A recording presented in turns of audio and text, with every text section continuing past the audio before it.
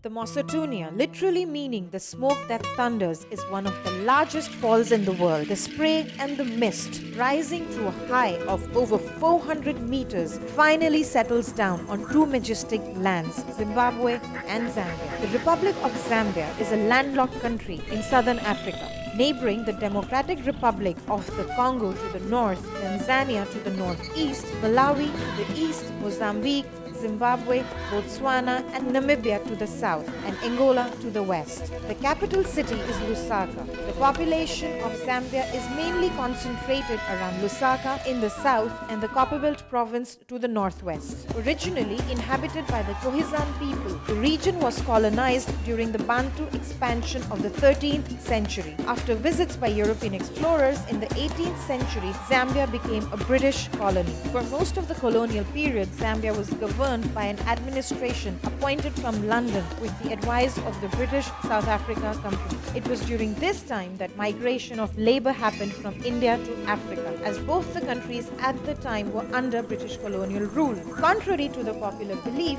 Indians that came here were not brought in as slaves. They came here out of choice for economic growth and prosperity. They were hardworking, honest, law-abiding citizens, and with their hard work, they have managed to reach great heights, contributing greatly to the economy. Traders, manufacturers, producers, and professionals.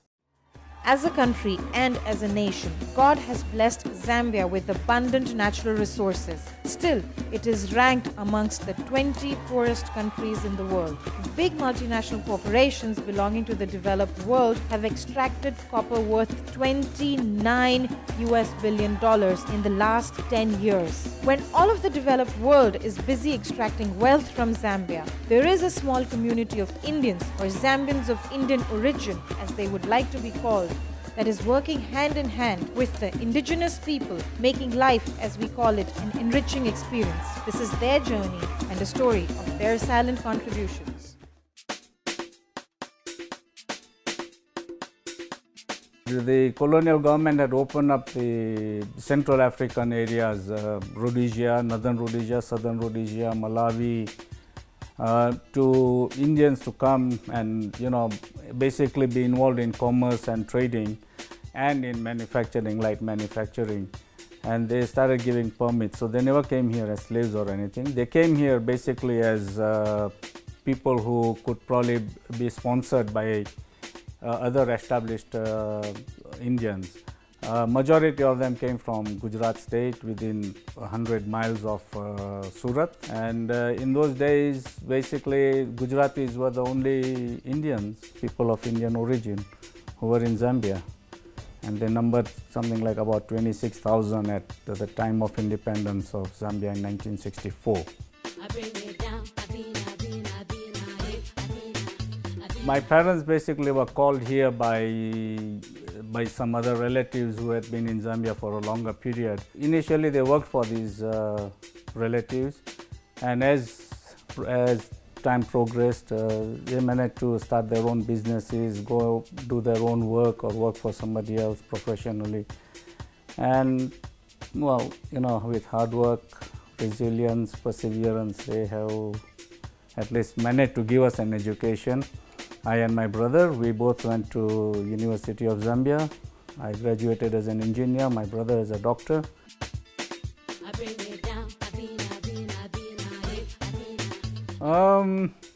Well, we are a very small family. I never left because I studied here, I went to university here, we blended in with African society.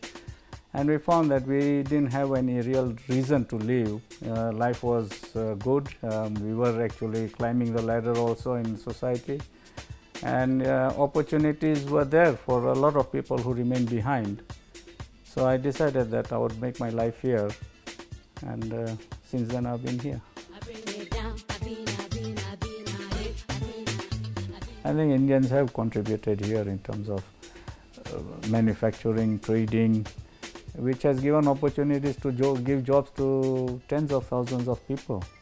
Indians also have been involved in chambers of commerce in most of the towns in Zambia and in some of the political parties as well.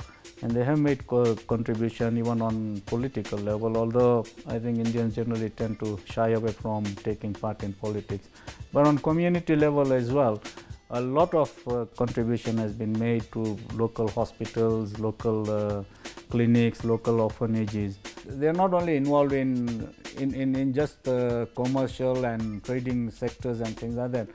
A lot of them now are in the mainstream as well, in professional jobs, in the IT sector, in the medical sector. So their contributions are very, very big. And historically, trade, more than anything else, trade has always been the driver of any country's economy. The more you trade, the more money exchanges hands, the more prosperity that comes to that particular nation. Whatever businesses have been opened by Indians, I think majority of them follow the law, the labor laws. Well, I think they have a developed sense of social responsibility and their sense of dedication to work, hard work, their trustworthiness, their willingness to work with different people in societies for betterment of everybody.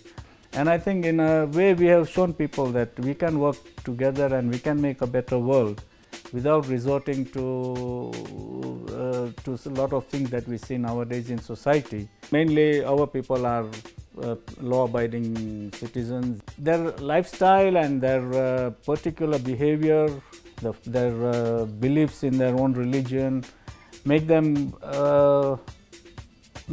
model citizens in a lot of countries.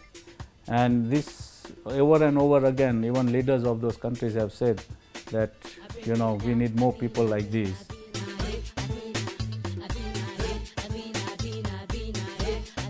I'm the second generation here. My parents came to Zambia in 1946. Most of the Indians who came long time ago, they've all been very successful. Initially, there was apartheid here as well, and the Indians were not allowed in the town center. There was a city center and a second class area, and that is where all the Asians used to have their businesses. After the independence, that is when times have changed and everyone was allowed to have businesses even in the city center. My dad came as a trader. We have a similar business what my parents had. My shop is called Mama Africa. We have expanded, and in 2011 we started our transport business, and at the moment we have about 200 people working for us.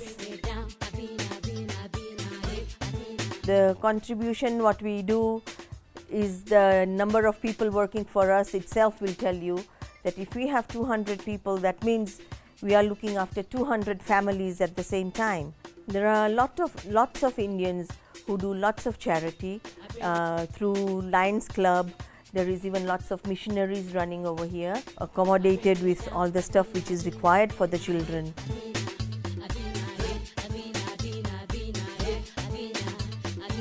I came to Zambia, which was the Federation of Northern Rhodesia and Nyasaland. There were no slaves arriving in Zambia as such. They were free people who came on their own, and they made their way to Zambia on some British permit system. So the village boys had to write some tests in English. So if they passed, they were allowed in. If they didn't pass, they had to go back. In September 1958, we arrived by ship with my mother in Mombasa, and from there we caught a flight to Ndola. That was our first entry to Zambia. My father originally was a small trader. He started working with other traders here, and later on he opened his own small business, which he progressed. When I finished my high school, I went to the United States and I attended university in California.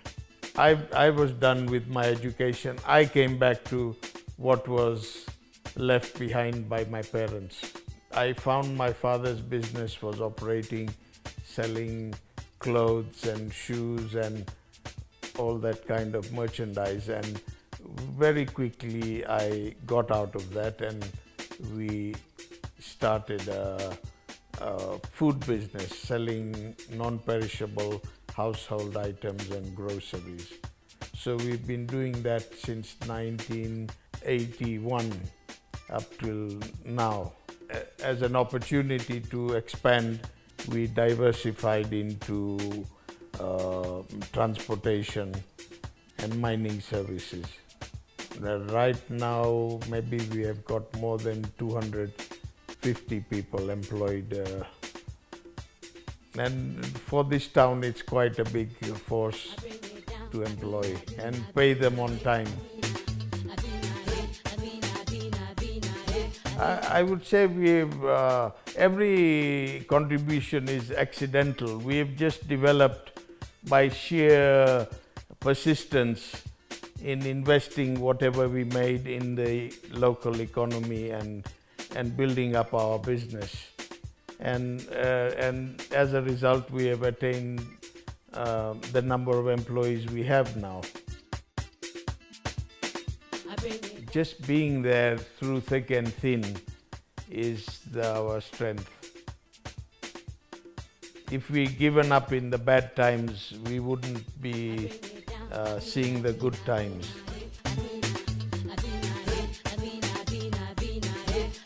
I came to Africa in 1968 when I was only 10 years old, and the reason I came here is because my dad used to work for the Indian Army, and soon after independence, Zambian army called in the Indian Army to train them, and that's when my dad came, and I came as a young child at that time. Zambian people were so friendly and they welcomed us with open arms. I went to school here and the schools were absolutely fantastic. Most of the teachers at that time used to be Indians actually. I wouldn't say all, but quite a few of them. A large percentage of teachers were from India, and felt very much at home, and the people of this country were absolutely fantastic. I think Indians play a very big role in this country, because if you see, we have so many mining companies who have come from India, and they have created so many jobs for the locals here, and they are imparting professional know-how. We have teachers, engineers, doctors who've contributed greatly to the economy of this country. Because I remember, when I came as a child also, since all my teachers were, at that time, all my teachers were Indians, most of the medical services was run by Indians. I remember in places like the electricity board and city councils, it was Indians who were in key positions, who were looking after the welfare of this country. So I totally disagree with the fact that Indians are cheap labor. I think Indian professionals have contributed greatly to the economy of this country. And not only professionals, even our business people. The retail business in this country, actually at one stage, was almost 70% in the hands of Indians.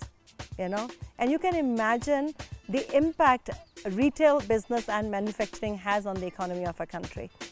So many jobs are created, and I think they had a tremendous impact on the economy of this place.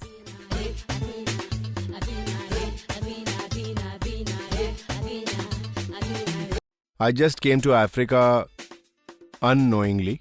Basically, I was working for the Municipal Corporation of Delhi, and I went to Zambian High Commission to drop my friend, and they were having interviews of who are doctors, and I gave interview without any certification, but They selected me, and that's how I came here. I came to Zambia as a wife to my husband. My husband was here in this country 2 years prior to me. So we got married and I came here.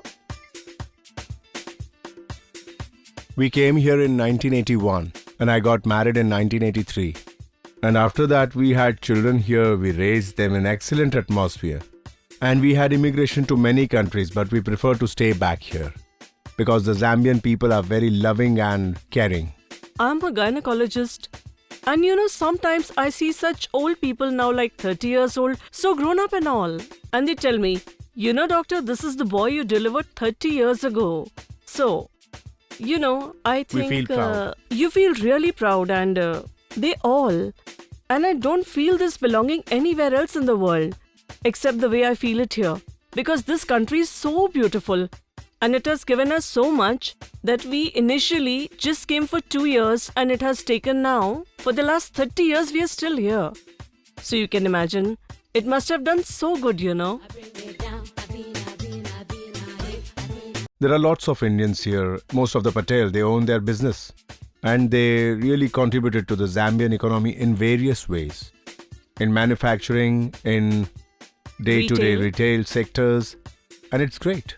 Not only the business people, so as I'm telling you, lots of doctors, lots of engineers in the mining industry. Zambian's hub is the mining, And in the mining, there are a lot of Indian engineers. And there are a lot of Indian accountants, there are a lot of Indian doctors, and people have a lot of trust in the Indians here. That is definitely true. I've been here 30 years serving to their people, treating them, keeping them well. And I worked in hospitals and my private clinic. I'm proud of it, what I did. And people are proud of me around here also. Indian community around here obeys and comply every law of Zambia. And probably that's one of the good factors which is helping them to grow around here. Everybody knows that Indians know that how to Indians work are hard. hard-working people. It's That's their what they all well. appreciate. And it's not that they've always gone through the good times. They've gone through the rough times, they've gone through the good times, the good political times, the bad political times. But they have tested the trial times, And they're still there. And they're doing very well. People say that Indians are self-centered, selfish. People say that Indians don't give back to their community. We're here to tell you that that is wrong. Indians have spread all across the world, making their presence known. From a common construction worker to a lawyer, we have done our part in our own nation and many other nations. One such nation is Zambia in Africa. Unlike the colonizers, Zambian Indians came to this land to make this their home. Prosperity was their driving factor, but they fell in love with the land, the people, and now they live here happily with their families, doing what they can as global citizens. Yes, they're communal, yes, they're conservative, and yes, they hold on to their traditions, but they are honest, loyal, and most of all, law-abiding citizens. It's time for us and the world to recognize the contributions of these Indians, not just the achievers, but also the average, common Indian. We are kind, we are modest of our achievements and works, but that does not mean we are cheap labor. We are capable of shaping world economies. And this is our attempt at bringing you such stories of perseverance and hard work. And maybe, just maybe, we may reshape our identity in the process.